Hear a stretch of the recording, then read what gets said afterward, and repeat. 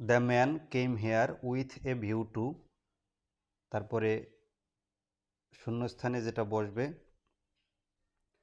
C his mother, have seen his mother, seeing his mother, have to see his mother.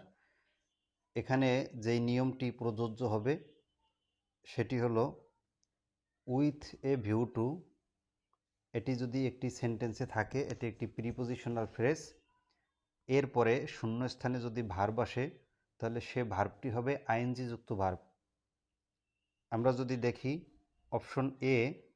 Option এতে C আছে যার সাথে ING নাই, option বিতে আছে হ্যাভ সিন যেটি সিনের ভার্বের পাস্ট পার্টিসিপল এবং হ্যাভ আছে অক্সিলারি ভার্ব হিসেবে। সি নাম্বারে যদি আমরা দেখি সি ভার্বের সাথে আইএনজি যুক্ত হয়েছে এবং ডি নাম্বারে যদি দেখি হ্যাভ টু সি অর্থাৎ মোডাল অক্সিলারি হ্যাভ টু তারপরে মূল ভার্ব সি বসেছে।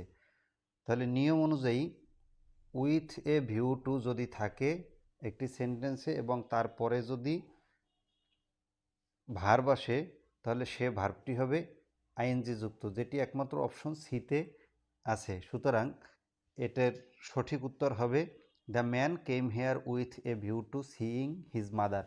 লোকটি তার মাকে দেখার জন্য এসেছিল বা লোকটি তার মাকে দেখার উদ্দেশ্যে এসেছিল।